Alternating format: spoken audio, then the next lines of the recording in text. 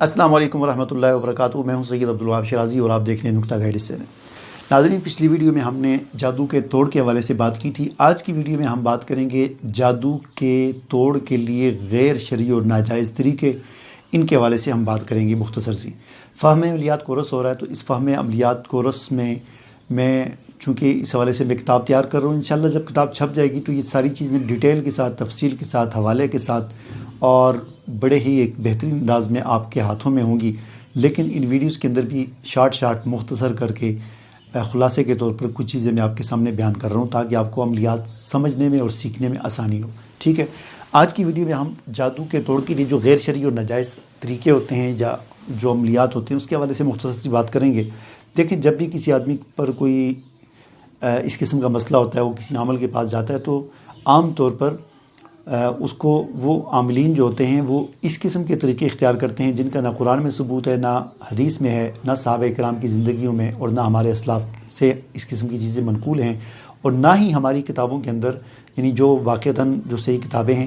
جیسے مثال کے طور پر ہمارا درس نظامی ہے، اس میں سینکڑوں کتابیں ایک طالب علم 8-10 سال میں، 12 سال میں پڑھتا ہے، ان کے اندر بھی یہ چیزیں نہیں ہوتی۔ یہ ساری من گھڑت چیزیں ہوتی ہیں، عاملوں نے اپنی طرف سے بنائی ہوئی ہوتی ہیں۔ ان میں سے ایک چیز کیا ہے، مثال کے طور پر عاملین کے پاس جب لوگ جاتے ہیں تو وہ سب سے پہلے ان کا حساب کرتے ہیں، پھر ان کو بتاتے ہیں آپ کے ساتھ یہ مسئلہ ہے، یعنی غیب کی خبریں اور جھوٹ اور اپنی طرف سے بنا کر وہ چیزیں، پھر وہ ان کو جو ہے وہ کہتے ہیں جی آپ کے جادو کے توڑ کے لیے آپ کچھ پرہیز کرنے پڑیں گے، پرہیز جلالی اور پرہیز جمالی، اس کے نام پر بہت ساری چیزوں کی پابندی لگا دیتے ہیں۔ اور آپ نے فوتگی والے گھر نہیں جانا جی، یہ تعویذ میں نے آپ کو دیا ہوا ہے، تعویذ تبھی اثر کرے گا کہ آپ نے فوتگی والے گھر میں نہیں جانا، 40 دنوں تک نہیں جانا۔ ہاں، جب فوتگی والے گھر میں فوت شدہ، یعنی جس کی فوتگی ہوئی ہے، اس کے 40واں ہو جائے تو اس کے بعد آپ جا سکتے ہیں۔ کسی گھر میں بچہ پیدا ہوا، اس میں بھی آپ 40 دن تک نہیں جا سکتے۔ آپ نے گوشت نہیں کھانا، آپ نے ناخن نہیں کاٹنے، آپ نے جو ہے یہ نہیں کرنا، وہ نہیں کرنا، اس قسم کی عملیات کروائی جاتی ہیں۔ ٹھیک ہے، یہ سب غیر شرعی اور ناجائز ہیں، اور یہ معمولی چیزیں نہیں ہیں۔ کوئی سمجھے یار اس میں کیا حرج ہے؟ دیکھیں، حدیث میں آتا ہے، ایک مرتبہ حضور علیہ السلام نے فرمایا صحابہ کرام سے کہ ایک آدمی مکھی کی وجہ سے جنت میں چلا گیا اور دوسرا آدمی اسی مکھی کی وجہ سے جہنم میں چلا گیا۔ صحابہ کرام نے پوچھا یہ کیسے یا رسول اللہ، ایک آدمی مکھی کی وجہ سے جنت میں چلا گیا اور ایک آدمی مکھی کی وجہ سے جہنم میں چلا گیا؟ تو آپ نے پھر فرمایا کہ دو آدمی تھے، کہیں جا رہے تھے، تو راستے میں ایک کوئی قبیلہ تھا، کوئی آبادی تھی یا کیا تھا، کچھ لوگ تھے، وہاں سے گزرے، تو وہاں ان کا اصول یہ تھا کہ انہوں نے ایک بت رکھا ہوا تھا، تو کوئی بھی آدمی اس بستی سے یا اس راستے سے اس وقت تک نہیں گزر سکتا تھا جب تک وہ اس بت کے نام پر قربانی نہ کر دے۔ تو ان لوگوں نے، بستی والوں نے ان کو ہی پکڑ لیا، بھئی آپ یہاں سے تب گزرو گے جب آپ اس بت کے لیے قربانی کرو گے۔ تو انہوں نے کہا جی ہمارے پاس تو کوئی چیز ہے ہی نہیں، ہم غریب آدمی ہیں، ہم کہاں سے بکرا لائیں گے، کہاں سے کوئی اونٹ ذبح کریں گے، قربانی کرنے کے لیے ہمارے پاس کچھ بھی نہیں ہے۔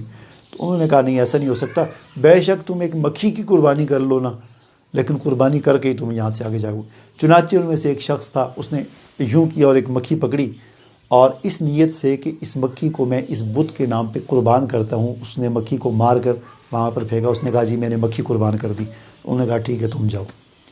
اب دوسرا آدمی جو تھا اس کا تم بھی چلو، اور تمہارے پاس نہیں، تم بھی مکھی قربان کر دو اس بت کے نام پر۔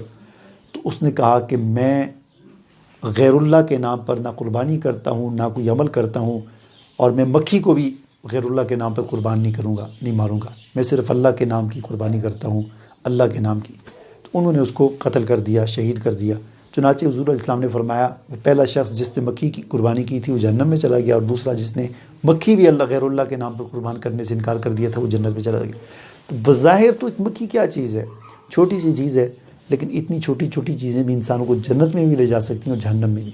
اس لیے ان کو معمولی نہیں سمجھنا چاہیے کہ آپ کو کسی عمل نے کہا کہ آپ نے پرہیز جلالی کرنے اور جمالی کرنے اور حلال چیزیں آپ پر حرام کر دی، ناخن نہیں کاٹنے، اور فوتگی والے گھر میں نہیں جانا، اور پیدائش والے گھر میں نہیں جانا، اور گوشت نہیں کھانا، اور یہ نہیں کرنا۔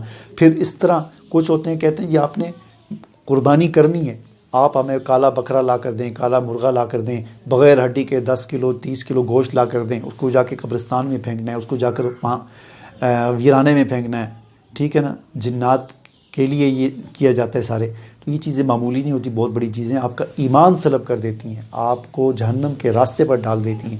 ان چیزوں کو معمولی نہیں سمجھنا چاہیے۔ یہ سارے غیر شرعی عملیات ہیں۔ آپ سے کوئی دال مانگتا ہے، 4 قسم کی دالیں لاؤ، یہ کرو، آپ کو کوئی نقش لکھ کر دیتا ہے، ٹھیک ہے نا، آپ کو کوئی جو ہے وہ ایسے تعویذات لکھ کر دیتا ہے جس کا مفہوم نہیں پتہ، نمبروں والے تعویذات، یہ سارے غیر شرعی طریقے، غیر شرعی۔ بعض ہوتے ہیں جنات کے توڑ کے لیے، ایک آدمی پر پہلے سے جن کی وجہ سے، جادو کی وجہ سے اس پر جنات مسلط ہیں، تو وہ ان کا طریقہ یہ ہوتا ہے کہ ہیوی قسم کے جنات اس پر ہم مسلط کریں گے تاکہ وہ ان جنات کو بھگا دیں۔ بعض اوقات ایسا ہو بھی جاتا ہے، وہ بھگا بھی دیتے ہیں، اور بعض اوقات وہ الٹا اور مصیبت میں وہ آدمی پڑ جاتا ہے، ٹھیک ہے نا۔ تو یہ سارے غیر شرعی عملیات ہیں۔ صحیح طریقہ وہی ہے جو اس سے پچھلی والی ویڈیو میں نے آپ کو بتا دیا ہے جادو کے توڑ کے لیے، اس طریقے کو اختیار کریں، سنت کو اختیار کریں۔ جو چیز قرآن و حدیث کے اندر نہیں ہے، جو چیز ہمارے اسلاف نے نہیں کی، ہمارے صحابہ نے نہیں کی، ان چیزوں کو ترک کر دیں۔ مجھے اجازت دیجیے، اللہ حافظ۔